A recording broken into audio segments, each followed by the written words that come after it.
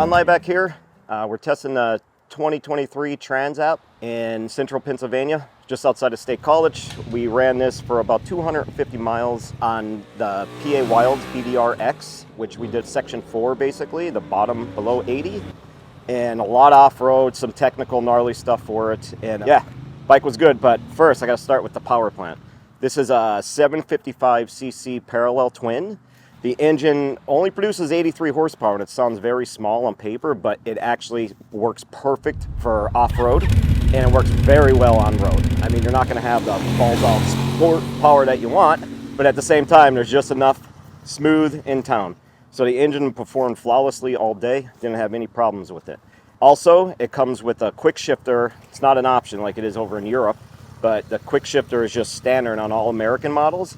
And again, just like a typical Honda product, the quick shifter was spot on. Downshifting, upshifting, didn't have any clunks. I did hit neutral a few times, but that's when we were really going through some gnarly off-road sections. Yeah, overall, power's right there, perfect. Right across the RPM range, we got a very usable power. So the bike comes with 5 modes. There's a gravel, a rain mode basically, a sport, a standard mode, and then they have a user mode, which I used all day, and you could tweak out the parameters. So I had power on high and the traction control off for the dirt, and there's an engine braking setting and also ABS. So I kept the ABS off-road for the majority of the day, and it was perfect. Coming in as full stops and slide in the back, it just gives you enough, but it pulsates a little bit. So I used user mode most of the day, and at full horsepower, bike ran perfectly all day. So that's my favorite thing, is the engine. That's the top thing with it, and the quick shifter works flawlessly. I'm super excited about how responsive it was, because I rode a lot of other European motorcycles and they get really clanky. Or clunky, I should say. But yeah, worked flawlessly all day. The second part of the bike I really enjoyed was the ergonomics. So it's got the wider handlebars, and you know, it's like that nice ADV style motorcycle where you could sit down and roll your back when you're going through the dirt stuff and really keep it pitched in and pitched out.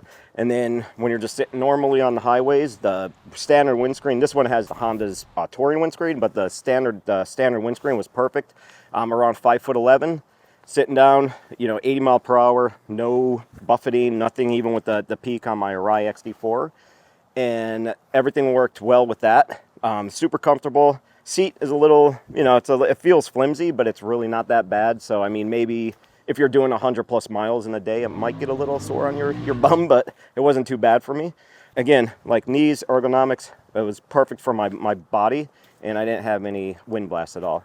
Chassis, it has a 43 millimeter show fork on it. It really, for its intended purposes, like I didn't bottom out. We did some really gnarly, rocky, baby head rock sections where I bottomed out like only twice, and that's when we were on it. But the shock in the spring only has preload adjustment. But I kept mine set up the way it is all day. The only adjustment I did on this bike was I moved the handlebars up a little bit more, so when I was standing, I had a little bit better feel. But everything else worked good. The bike that we rode does have Bridgestone AX41s on it, which, again, great tire for one of my favorite adventure tires because they're super grippy off-road. They actually get some mileage out of them. I got 2,000 out of a set on my other motorcycle. But off-road, the front knobby profile is really good. And on-road, you could really push it, and it works well. Overall, everything is very intuitive, the way they have everything laid out. You could change all the menu settings with a few, you know, clicks here and there.